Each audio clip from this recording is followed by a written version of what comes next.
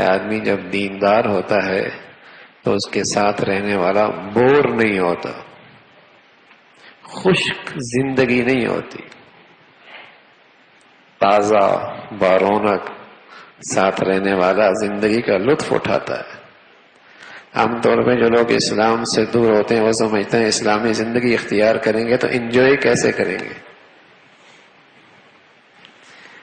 مزہ کیا آئے گا، ساری مزے ختم ہو جائیں گے اسلام پہ آنے پر۔ نہ میرے عزیزو، اگر میرے نبی کی پوری زندگی سامنے ہو تو حلال رشتوں میں وہ مزہ ہے کہ حرام میں اس کا تصور بھی کوئی نہیں۔ حلال کی زندگی میں اتنی مٹھاس ہے، اتنی لذیذ زندگی ہے کہ دنیا کو ایسی زندگی کی ہوا بھی کوئی نہیں لگی۔ تو آپ نے دیکھا رسول اللہ صلی اللہ علیہ وسلم گھر میں کیسے بے تکلف رہتے تھے، اور اپنی ازواج کی کیسی دلجوئی، کیسے محبت کا اظہار، کیسے ان کے احساسات کا خیال، کیسے ان کے جائز چیزوں کی رعایت، کیسے ان کے کھیل کے اندر اور ان کے دوڑ میں ان کے ساتھ دینا، کس انداز سے ان سے گفتگو، ان کی مجلس، ان کی باتیں سننا، مشورہ کرنا اور ان کی تکلیف میں ان کا ساتھ دینا، تکلیف کی گھڑی میں انہیں تسلی دینا، کیا خوبصورت زندگی ہے۔ اب دوسرا پہلو ہے کہ یہ سب کچھ اللہ کے نبی کا اپنی بیویوں کے ساتھ تھا، لیکن آپ علیہ الصلوۃ والسلام اس نرمی، شفقت، اس کھیل اور پیار کے ساتھ ساتھ اپنی ازواج کی تربیت سے غافل نہ تھے، مسلسل ان کی تربیت بھی فرما رہے تھے۔ ہاں بھائی، اگر سارا زور تربیت پہ ہو اور پیچھے والے اخلاق نہ ہو تو اس تربیت کا بھی کوئی اثر نہیں ہونا۔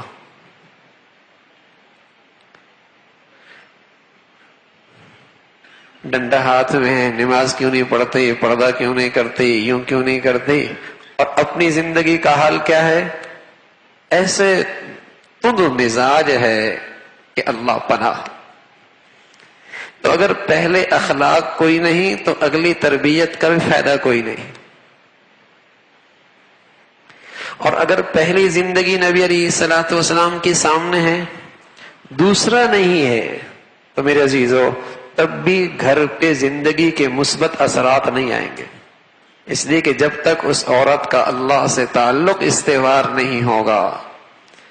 تو میرے عزیزو وہ ایک اچھی خاتون اور اچھی بیوی بن ہی نہیں سکتی۔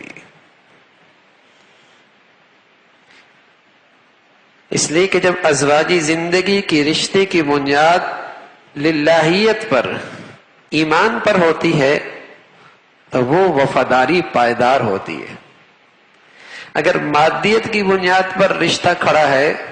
تو جب مادیت بیٹے کے ہاتھ میں آ جاتی ہے تو باپ کی گھت بنتی ہے، باپ کا تماشا ہوتا ہے کہ اب تو مادیت بیٹے کے ہاتھ میں آ گئی، چابی اس کے ہاتھ میں آ گئی، کاروبار اس کے ہاتھ میں آ گیا، اس بوڑھے کے پاس کیا رہا ہے۔ دونوں مل کے اپنی زندگی کا وہ حصہ نکالتے ہیں جو انہوں نے برداشت کیا ہوتا ہے۔ یہ مادیت کی بنیاد پر اگر رشتے کی بنیاد ہوگی تو تماشا ہوگا، لیکن اگر للہیت کی بنیاد پر ہوگی، خدا ترسی پر ہوگی، خوف خدا پر ہوگی، ایمان کی بنیاد پر ہوگی، سبحان اللہ، جوانی میں یہ میاں بیوی محبت کے مزے لیں گے اور بڑھاپے میں یہ میاں بیوی ایک دوسرے سے شفقت کے مزے لیں گے کہ اس بوڑھے نے ساری زندگی میرے گھر کی دہلیز پہ قربان کر دی، یہ بوڑھا اس پہ شفقت کھائے گا، اور اس بوڑھے نے اپنی ساری خوبصورت جوانی میرے خاطر قربان کر دی، یہ بوڑھی اس بوڑھے پہ شفقت کھائے گی۔ جوانی محبت کے لذت مزے میں اور بڑھاپے شفقت کے خوبصورت انداز میں گزرے گی، جب اخلاقی پہلو بھی ہو اور یہ تربیت کا نبی علیہ الصلوۃ والسلام کا پہلو بھی سامنے ہو۔